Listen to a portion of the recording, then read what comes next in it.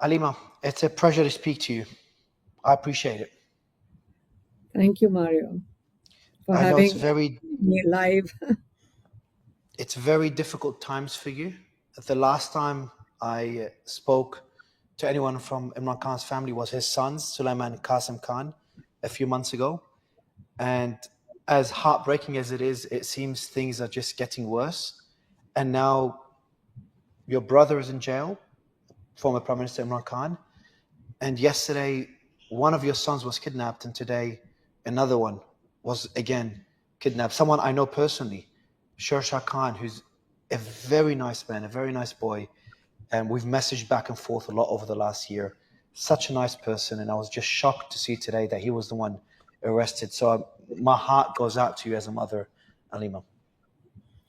Thank you, Mario. My first question to you is just for the world, what happened in the last 24 to 48 hours?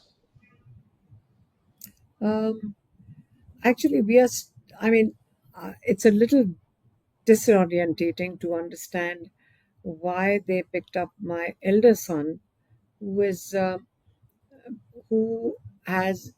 obviously very preoccupied with his own business, and he's also very committed to his triathlons that he runs around the world. And he was planning to leave for Estonia for a international triathlon.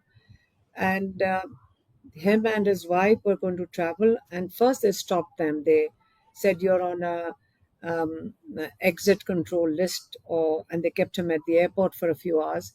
He didn't tell anybody in the family. And then they came at 7:30. A lot of gunmen. They were plainclothes gunmen. They sort of beat up some of our staff, and they picked up the drivers. They beat him up. Then they sort of just went right up. They knew exactly where to go. And my son was sitting with his 1.5-year-old daughter and his 6-year-old daughter, both of his daughters, around 7:30 in the evening, and his wife was there. And they just grabbed him. They were gunpoints. They took away my daughter-in-law's phone first. They basically whenever they are coming for you, they take away your telephones and your laptops and whatever. So that's what they did. And it was exactly 3-4 minutes. And then they basically, I don't think they क्या किया चला गया क्या किया क्या charging पे ये क्या किया ये क्या किया बेटा. Just for the audience, there's a bit of crisis right now in your home. There's a lot of chaos because everything's just happened a few hours ago. So I know it's a very difficult time for you now. It's okay if you're interrupted. There's a lot of people. All our rooms are full. There's a lot of people here. It's a bit chaotic. No problem. But I don't think, and they took away the CCTV screen that's, I think, in our kitchen. They normally take that away. They took away some of the CCTV cameras. But there was one camera that was outside the kitchen where they entered from. And there's clear footage of these men coming in with guns. There were lots of men. And that is what some of these youngsters put on the social media. That's when the police acknowledged that they've abducted him. Then a statement came in the press from the police that he has been, he's going to be produced in court. So he was produced in the anti-terrorism court today. And suddenly he's been charged for 9th May, which is in 2023. And there's charges on him. You have to understand. And my younger son, Shersha, we'd gone to court for his hearing, and the police took him away on a remand for 8 days. And when we were returning home, right outside our home, the cars came, they surrounded my husband's car. My other daughter-in-law and husband were in that car with him. They just surrounded the car, they pulled him out of the car, and they took him also. So both my sons right now are in police custody. And I have arrest warrants on myself as well. And my charges, nominated in, I don't know, 70 or 80 cases. One of them is a murder charge. And my crime, written in the police report, is that I gave Imran Khan's message to the press. That is the charge on me. And that, you see, the whole thing everything is revolving around Imran Khan. Imran Khan has been in jail for more than, it's over 2 years now. And the problem that whatever the establishment has with Imran Khan is that he's the voice of the people. His party with no symbols, no party, absolutely no campaign, no flag, no identification. Imran Khan swept the elections on 8th February 2024. That's unheard of. Actually, anywhere in the world, since the process of electoral politics started maybe over a century ago, it is unheard of what happened in Pakistan on the 8th of February in 2024. That, I think, was a big shock. They spent the whole next day rigging that election because he had won more than 2/3, in spite of all these efforts that they put in pre-poll rigging. He had swept the elections, and they spent the next day making him, basically stealing the whole election. And they're still in the process of disqualifying one at a time, maybe 5 people, 10 people. Even now, they disqualified 10 of his members from the assembly, again on charges of 9th May. 9th May, everybody in Pakistan knows, was a false flag operation. They structured it by claiming nobody died, by the way. It's a few buildings that they reportedly were set on fire. There's no death on their part. On the other hand, protesters on the streets were sniper rifles fired at them on the 9th of May, and many people, at least over a dozen people, were shot dead. And these are peaceful protesters at that time on the road. So the point is that it all started with Imran Khan, and Imran Khan is still the issue. But we plan to stand with him, and that's the whole issue. That, like, they don't know how they. You see, before they arrested him, they offered him that we are giving you a chance, leave the country. He said, "Why would I leave my country? Like, what's my crime that I have to leave the country?" He stayed. Then they thought he won't be able to sustain himself in that prison. He's got a tiny little cell. And he's a man with a very strong will and a lot of faith. He's got a strong faith in Allah. And he has sustained. Gradually, they have taken away every facility he has. He's in complete solitary confinement. And that is being done to break that man who is a voice for the people. So it's not Imran Khan they're after. They're after the voice of the people. And it's basically, that's, you see, in olden times, you would have dictatorships. There was no communication. So a dictator could come, take over, use armed men, tyranny, suppression, silence the voices, control the state television, and he could and control the 2 or 3 newspapers. And dictators could sort of last for many years. Right now, I think the change in the world is your social media. In fact, you people are the change. Your generation is the change. The younger generation is the change. You have these mediums in which you can communicate with people.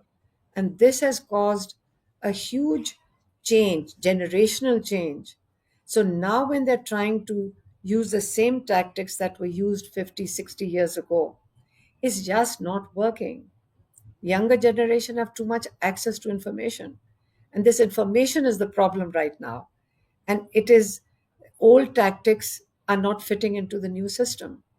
Right now, they cannot understand that they are using tyranny, they are firing at people. Why are they not giving up?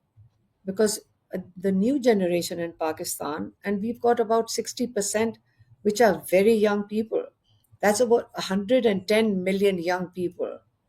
and they are on that phone, and they are independent in their thought, in their thinking, and they have access to information. They refuse to accept this sort of tyranny. So this is, I would not say that this is coming to an end. I would say this is the beginning of this. We are going through a process of change, and we have no idea where this goes from in the next steps. But this tyranny that they're using, and we, being Imran Khan's family, we, if our brother can sit in jail for 2 years, and what he has put up with, he's has no access to family visits, which is his legal right. He has no access at all. When you're in a prison, books are a very important part, and he's a reader. He can consume 2 books in a day. One of the biggest challenges we have faced is getting him books, and he reads history, and he reads a lot of history. And what they've blocked for him is his books. There's what else? There's no television that he should have been allowed. There is no newspaper. So they've basically cut off all his communication with the outside world. So he's and access to people. My last time, I haven't met him in 3 or 4 months. So they thought if they block me, they can block his voice, where I have to give his message to the people. Then they allowed 2 of my sisters, and then they cut that down too, because my sisters would bring out the message, and then we will give it out to the press. Then they reduced it to one sister, and since past 2.5 weeks, that weekly visit is completely cancelled. So there was only one lawyer allowed to visit him on Tuesday, and he brought out a shorter message, but my brother manages to bring out a message for his people. And all he said is that if I can sit here in this cell for 2 years and I can say strong, I want my people to remain strong, and we will stand up and fight against tyranny. That was his message, and I gave it to the press. The message from a few days ago, from 19th of August, 3 days ago. My message to my entire nation, my workers and party leadership is that your captain is still standing tall, Yeah. with his chest held high, and you must not panic. This is fascism. But despite all this, you must not lose courage under any circumstances. I myself am fighting the battle for the true freedom of my nation while imprisoned in this jail cell. My question to you, Alimah, is your 2 sons are now arrested. The son of your brother was arrested and he's facing 10 years in jail, and you have an arrest warrant against you as well. What's going on through your mind? How does it feel to just be targeted by this big establishment? My sister's son, Hassan, he has been in a military jail. Sister You have to Hassan understand. Khan Niyazi, yes. My sister's son, he's been convicted for 10 years by a military court. No trial, no evidence. You have to understand these convictions are without absolutely any justification. Where's the process? One of the biggest things that my brother's been saying that was collapsing, but they did an amendment which is called the 26th Amendment in October last year. In 2024 October, they passed an amendment which basically converted the whole judiciary into a government department, as my brother would say. They actually took away the independence of the judiciary. And everybody knows, anywhere in the world, that whoever's watching, that justice is the basic requirement of every citizen in a country. But uh, once the people lose faith in the judiciary completely, earlier on, we were getting some justice. We understood that maybe some judges are, but some judges are excellent in our courts. But to actually publicly, blatantly, in fact, in your face, say that these judges, we'll tell them, we'll dictate to them. So the judges are sitting there giving out 10 years. handing out 10-year sentences with absolutely no evidence. It's a mockery of the justice system right now. So without a justice system, when this government says, well, Imran Khan is facing his cases in court. Imran Khan was charged for conspiracy of 9th May. The High Court, our lawyers went in, and we are lay persons. We really don't have to understand. We are not legal people, but the court was full, and we all saw how well our Imran Khan's lawyer Salman Safdar was handling the case, and he basically annihilated the case. The prosecutor, I felt sorry for him because he was making. It was an embarrassment even for a judge to listen to what his arguments were. And Imran Khan should have gotten a bail at that time. That court, under orders, dismissed that bail. So as a result, uh, our lawyers went to the Supreme Court. And yesterday in the morning, uh, not as how we would have expected, we really didn't think even this. Now, the Supreme Court was so embarrassed with the merits of that case that the Chief Justice, before he started hearing the bail application, said to both the lawyers, the prosecutor and to our lawyer, I will not hear this case on merit. So everybody said that, what about merit? But he couldn't, because if he had heard the case on merit, the High Court judiciary would have been a joke in the Supreme Court. So he said, I will hear it on technical grounds. And yesterday, the Supreme Court granted Imran Khan bail in 8 cases. Now there's only one case left in a High Court. We have been standing outside that High Court. Imran Khan's elected members, 180 of them, have come to the High Court, stood outside for hours, where that judge would give a date and a time. And when we went for that case, along with all his elected members, the judge would uh, walk out of his commitment. So there's one case in which Imran Khan is convicted for 14 years. Judge for 4 months, uh, for 2 months he would give a date and walk out on, uh, find some excuse. Once the prosecutor didn't come, the next time, I don't know, the judge was not feeling well. So with all these excuses, they dragged it for 4 months. And now that judge, the Chief Justice of the Islamabad High Court, won't even give us a date. But after we got the bail yesterday, he said, well, when I came out of court, I said, now that we've got this bail, our next focus is to now go to Islamabad High Court. Maybe that was the reason I said all our focus shifts to the High Court. That's on the Al Qadir Trust allegations, correct? Yeah, the university case. I'm trying to understand why now? Why did they arrest your kids now after these 2 years?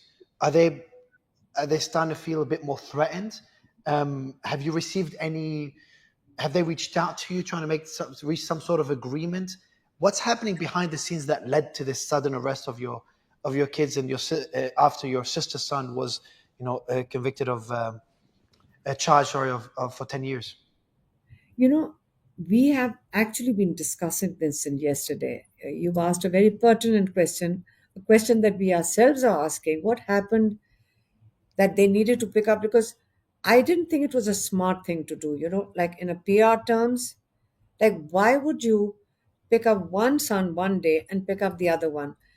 Was it to scare us?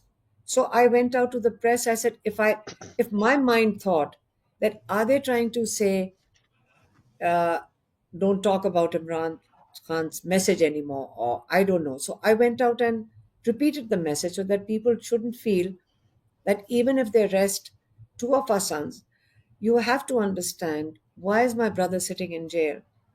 My brother is sitting in jail. He's been offered that we can, if you keep quiet, we can put you up in your house. There have been various small snippets coming along the way. My brother said, what is the value of my life?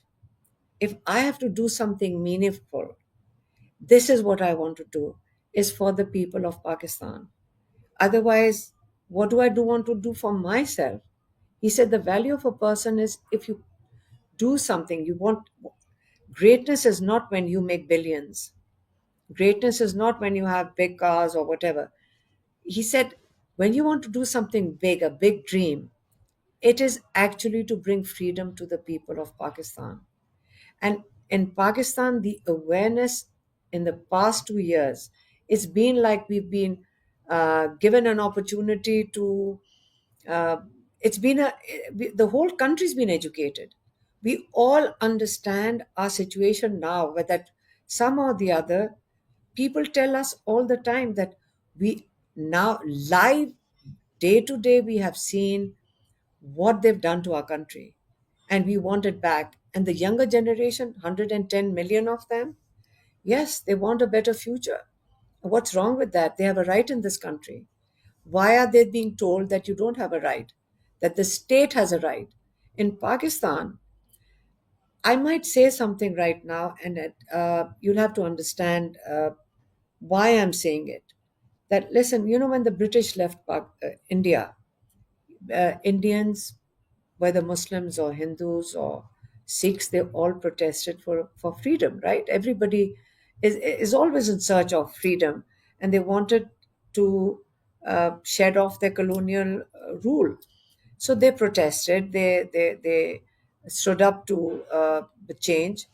So Pakistan, when Pakistan was made, what the laws in India and Pakistan, the whole subcontinent, at that time were not what Britain has in their own country.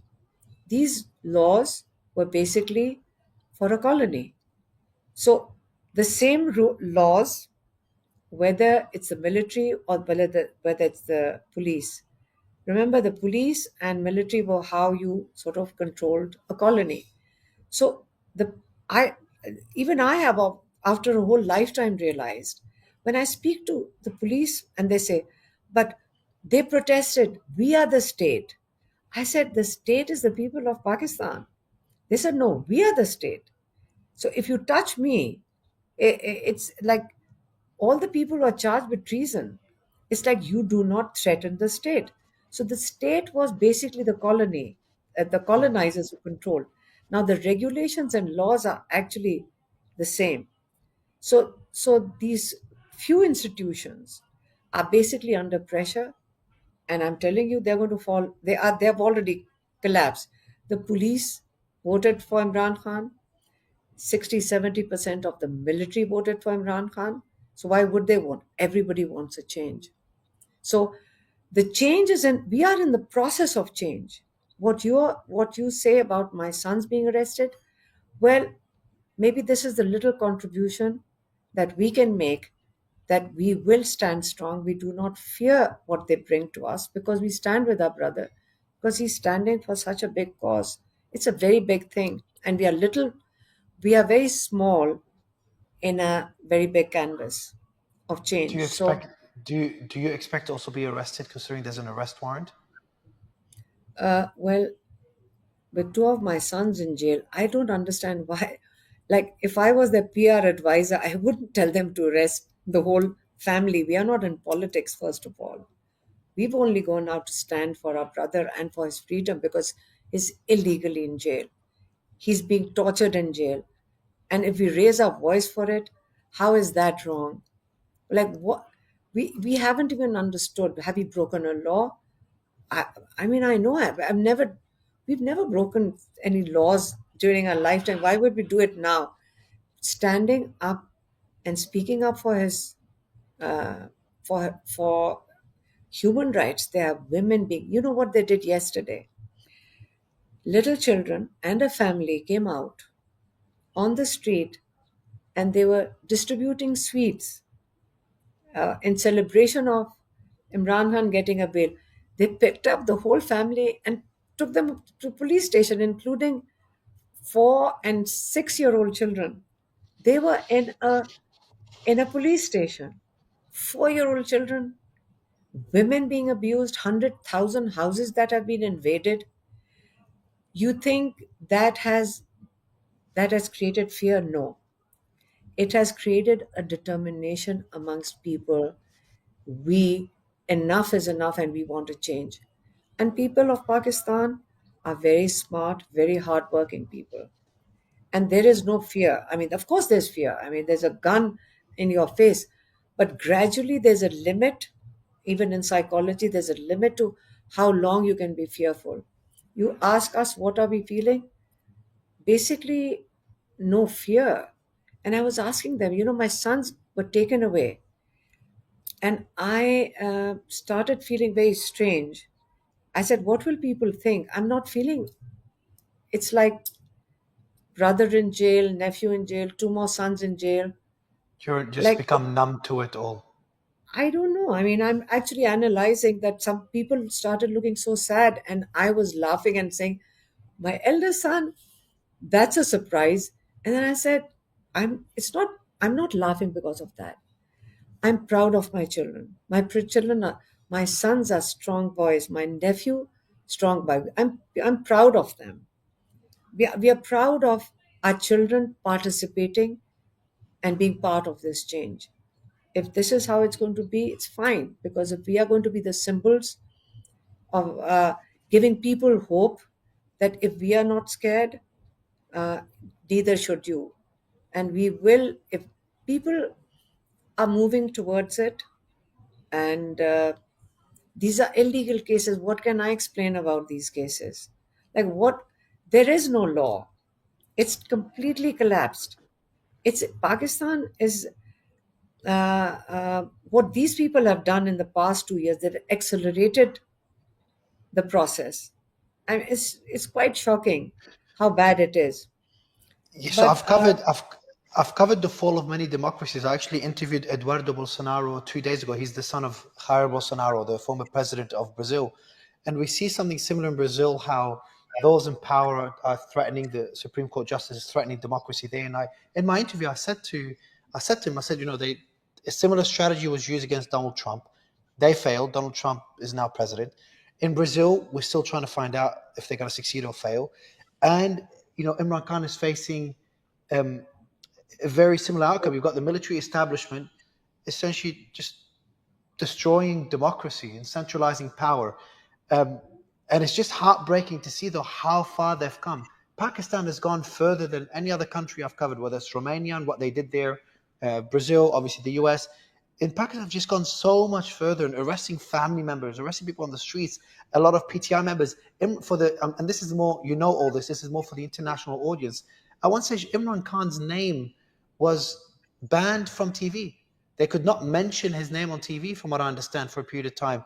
The PTI logo was banned. Is that correct? During the elections, his no, party's before the logo. election, no, they banned they basically took away the symbol before the preparation before the election. That's what. It, imagine the imagine how smart our people. I'm very proud of Pakistanis. First, they took away. They disqualified him. Then they took away his party symbol, where illiteracy rates are high. It's very high. It's very important to have a symbol, which is his flag. They took it away that. Then they started arresting all his candidates. Anybody who wanted to stand on his ticket, they abducted him. There was no campaigning. Understand, there was absolutely no campaigning in especially Punjab, the province we are sitting in. None. Now, and they gave every candidate a symbol, a cat or a dog or I don't know, a cow or vegetables, a wheelchair. Uh, there were about hundreds of symbols. Do you know that? And then they shut down the internet on the day of election. There was no internet. And if you were a family which was supposed to vote in a neighborhood polling station, a few days before that, and smart, I mean, our people are very smart with the managing data. They threw three of the families 3 hours away in a polling station. So no internet. They and people basically, this was a silent revolution. You will, if you ever study, anybody studies that election, was incredible. They, poor people in the villages, they put in all that effort to remember the symbol, Women had made symbols on their hands that this is the symbol I have to go. They had no idea who the candidate was. They voted for symbols. They voted because they believed Imran Khan was their voice. And I'm not doing an election campaign. I genuinely, sincerely believe that Pakistani people made us proud that they stood up for themselves. In spite now they stole the election the next day. Now you've got a government sitting here who is illegitimate. They are known corrupt. The military, my brother says, when he was the prime minister, the very same intelligence agencies told him how corrupt they were. They are the ones who showed him these two political parties' files. At the moment, the declared corrupt people are right now, with no vote bank, are sitting running this government. You know why? Because they have no support from the people. So they have no commitment to the people. And corruption, of course, it's a corruption's galore. They are going after your minerals. They are going after selling your airports. They are making deals. That's what we are hearing, that they're making deals on selling your railway. They're selling your airports. They are, you don't call that investment. Investment is when people come and invest in your country and produce something. Investment is not when you sell your assets. You're selling your jewels. So maybe they'll sell their jewels and run out of the country. And one of the biggest problems is that all our corrupt people, many of them land up in London and are welcomed with all their plundered money. If there was no one allowed to, if the developed countries, some of our leading democracies, and I think I do remember Bill Clinton bringing this up. I remember in a Clinton Foundation speech, he said that, and I was very happy to hear him say that. He said, we need to stop taking in the corrupt people and their money. And that would most probably half the corruption that happens in our country. So we are going through a change. And the problem, as I said, is still Imran Khan, because he's the voice of the people. And they don't know what to do with him. And picking up my sons, I don't know, maybe they're panicking. Maybe they are panicking. Maybe they are frustrated. They have no idea what to do now because they don't know what to do with him. He's had 3 murder attempts on him, assassination attempts. One in which he had 3 bullet wounds and 2 shrapnels in his legs, and he survived that. He's had a incident where there were snipers on the judicial complex where he went in for his bail hearing in Islamabad. Another was when his helicopter nearly crashed. So he's had it, and he believes and he has strong faith in Allah.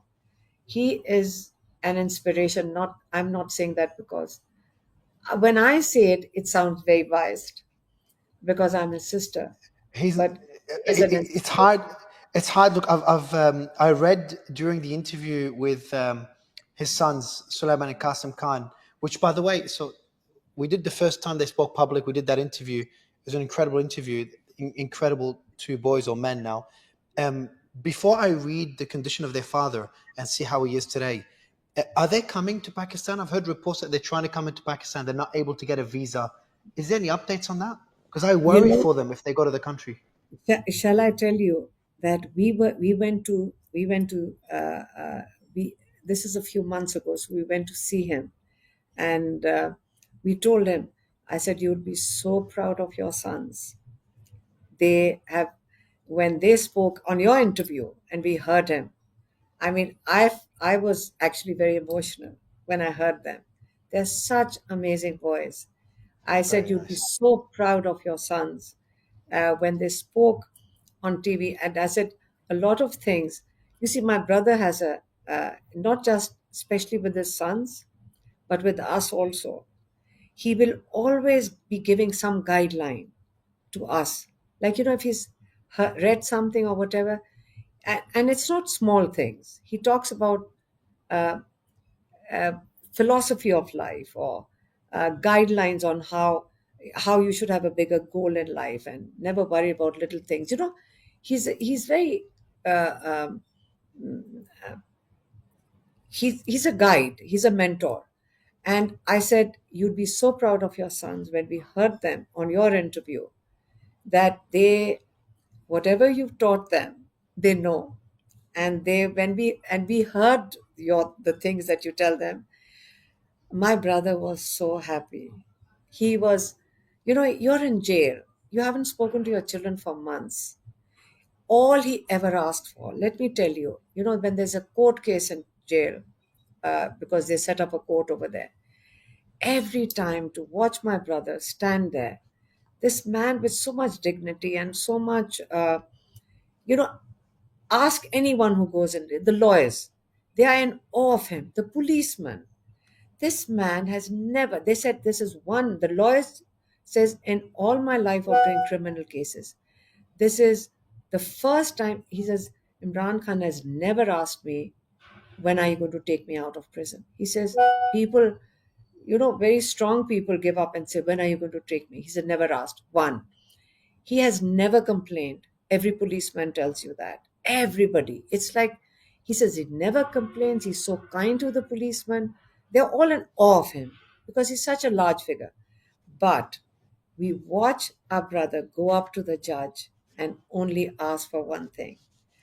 He's asking the judge, please, they are not letting me speak to my sons for months. He really wants to speak to them. And I mean, one day I told him, I said, can you please stop going to the judge and telling him that? Every time you're telling him that I don't get my books and I can't speak to my sons. I mean, you're inviting them to do exactly that, to torture you. And they've done exactly that to him. And he was so emotional about that interview. I told him some of the things the boys had talked about. He was emotional, and we seldom see. It's a private thing, but I just really want you to know that the boys, we are all very proud of him. They wanted to come to Pakistan. They've applied for a visa. In Pakistan, it created a panic.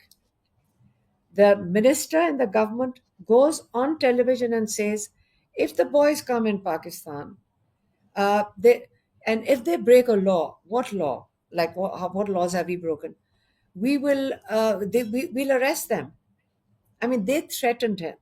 The boys just want to come and visit their father because it's a time when there are protests also happening.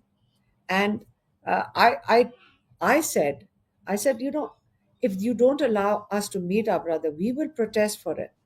We are protesting. We protest every Tuesday. And if you don't allow the boys to meet, we'll protest also. Our family will protest.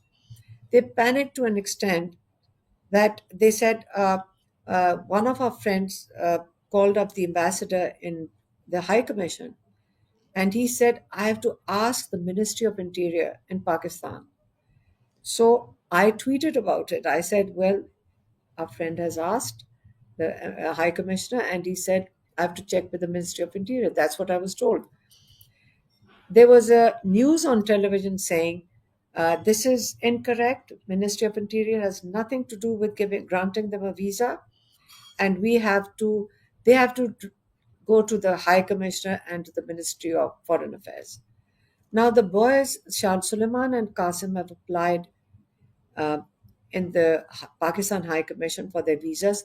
There is no news. You can get a visa from the embassy in 1 hour. And they have applied on their British passport because then they get consular service. Because of the threats we were getting, it was better That's that why. That's why they're worried. I was thinking that's why they're worried. They're coming under a British passport, and that could cause a big issue for them, potentially an international issue. But what do you expect? They're threatening them here. Oh, So they should come under their British. I'm worried if they go to Pakistan. I'm worried what will happen to them. I'm not sure about all your sisters. What happened to you? Your nephew, your two sons, your nephew, been charged and is in jail right now for 10 years. I worry for them, but I also know that if they go to Pakistan, the government is in trouble because you got two British citizens, sons of Imran Khan, in the country. They haven't done anything wrong. They can't blame May 9th on them. They literally have done nothing wrong whatsoever.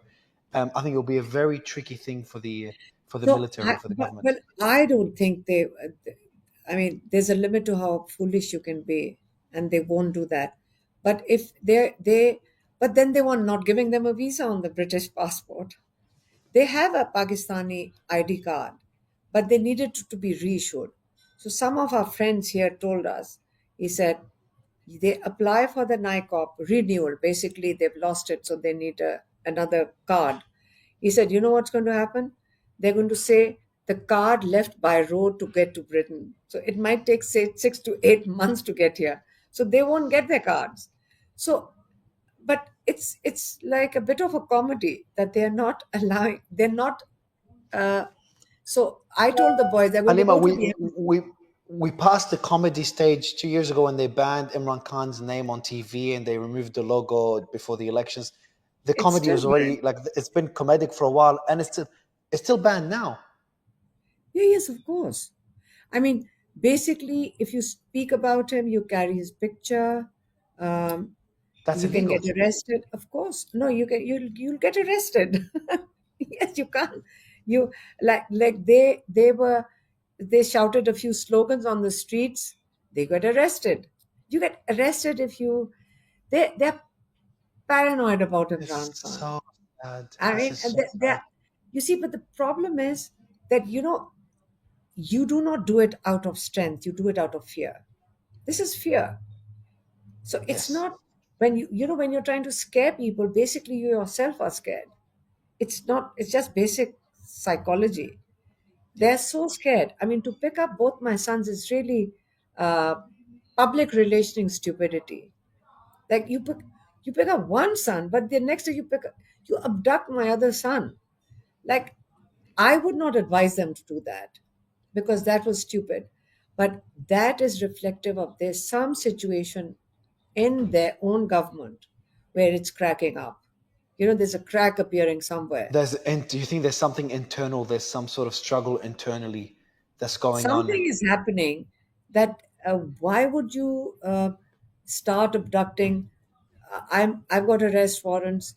Like, you can't close his voice. He's in everybody's hearts. This country is not owning him because it's a cult. Pakistan is not in a cult stage. They believe he has to unify us and he's our voice. They trust him and they love him. So they've heard him. They've heard him. A man who sits in this little cell for 2 years for no other reason, and they know that he's sitting there for them. This is everything people say on the streets. We know he's sitting there for us because there's no reason. They know it's public knowledge that he's been offered several times leave the country or keep quiet for 6 months. Let the system run. He's saying what his demands are. His demands are rule of law, free and fair elections, and human rights. Unless you don't have rule of law, you can't have human rights. It's very basic. And one day he said to us, you know what? It's interesting. He's a visionary man. He said, I said, you know what's happening outside. Look what's happening to our judges. He says, let me tell you, unless the system is collapsing, it's collapsed, but it has to collapse to the ground to rebuild it. That's when people are ready to rebuild something. Our government, in the meantime, is debating on having a presidential system. So our dictator can become the president. And then somebody said they might ban all political activity. Now, this is a script from 60 years ago. It's not going to survive in current environment with our young generation. So they are pushing the country, young people especially, who see their future uh, being, it's already, how many people have left the country in the past 2 years? At least 2.5 million people have left the Oh, wow. country. Educated Wow. people. This is not boat people running from a war. This is your doctors, your teachers, your educated youth, IT specialists. This is a brain leaving the country because they don't see a future in Pakistan. And this is it's economically we are already being hit hard because of no investment coming in. So it's a combination. We are going through the situation. As I said, my brother's and his wife also in jail is isolated. She's also isolated. And on Tuesday, when they met, when the lawyer went in and he met both of them, he said they had met after 3 weeks also. They had met between, although they're allowed to meet twice a week, they're not allowed to do that. But Imran Khan is standing strong, and we have to stand stronger than him. He's our inspiration, and we have to. What is this, Alima? What is the situation with your nephew, your sister's son, Hassan Khan Niazi, as well as your two sons right now? Have you spoken to any of them? I know obviously your nephew's in jail. Your two sons were arrested in the last 24 hours. Have you heard anything about them yet? My sister's son, once they were convicted in this closed military, they were sort of sentenced to 10 years. It's rigorous. Also, it's also, Alima, in Pakistan you have something called rigorous imprisonment. Yeah, which is, it's not normal imprisonment. He's got to go through hard labor, stricter conditions, a lot of physical labor, demanding physical labor, restrictive privileges as well. It was crazy for me to see all those additional suffering. My nephew, when these political prisoners, some of them have come from very humble backgrounds, so which also caused a lot of economic hardship for their family. So when you're a bread earner for a family, imagine their hardships. And my sister, their friends, they're always helping the other prisoners out. And my nephew, while he was in military jail also, when he would meet my sister and his sibling, he would always say, can I order something for that person's family? So they all got into the social welfare system of, we all are helping out the families of a lot of those people in jail because of their financial situation, because they're bread earners in jail. But when they were in the military prison, you can understand when they were shifted to the regular prison after their conviction, they actually celebrated as if they were free from like they were celebrating their freedom coming into the regular prison. So they get to sit with each other and they meet. But remember, it's still a prison. It is still a prison, and their crime is a tragedy. What they are incarcerated for. Some or the other, all of us don't feel that my brother's going to be in there for 14 years or my nephew's going to be there for 10 years. You know why? Because we are not going to let it happen. We are going to fight for their freedom. You understand when we say we'll fight for their freedom, and for what eventually whatever it takes, we are going to fight for it. It's wrong. We are not fighting. This is not anarchy or this is not anti-state. This is wrong.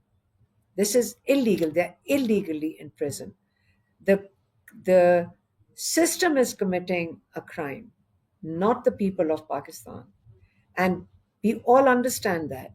And it's not about fear. We are giving the judicial system a chance, or we'll sit on the roads. We'll go to prison. We're ready for it, but we will fight for our freedom. One last question about your brother Imran Khan. 3 days ago, he said, "I'm completely isolated. My family is not allowed to meet me. No one is allowed to speak to me. I'm not being given my books, newspapers, or access to TV, as you said. I am not allowed to meet my lawyers. It's a complete violation of my human rights." How is he coping? I remember asking his sons a few months ago how he's coping, and because there were reports about his health not being too well, and they were worried for that. But they said he's remaining pretty strong, especially mentally strong. They're trying to break him mentally, according to his sons. Yes. How is he today? Is it time to get to him now that they're targeting, I don't know if they're targeting his other sisters, but obviously they're targeting you and his nephews? My brother, I will say that again. I have to repeat it because he's such an inspiration. I mean, if you see how he inspires the lawyer that went in, he says he joked about this, he asked about that. I mean, he's detailed when he asks a question. Like, people are in awe of how it's just his whole demeanor. He's strong. He's, you know, you put him in a challenge and he takes it as a challenge. You're testing his mind. So what his frustration right now was that he has a stack of books that he's read about the third time. And he says, I need my books because I've now read some of these books about 4 times, and I need books. You're in a prison. But what they've done is they've blocked his connectivity to his party. That's what they're basically blocking.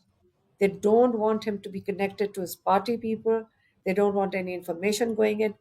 And as I said, they are panicked that they have gone to such an extent to block him. You understand? Agree. This, Agree. I mean, I feel it's not that we are winning. It's us and them, right? Us and them meaning the people. And then a collapsing system. So it's just collapsing.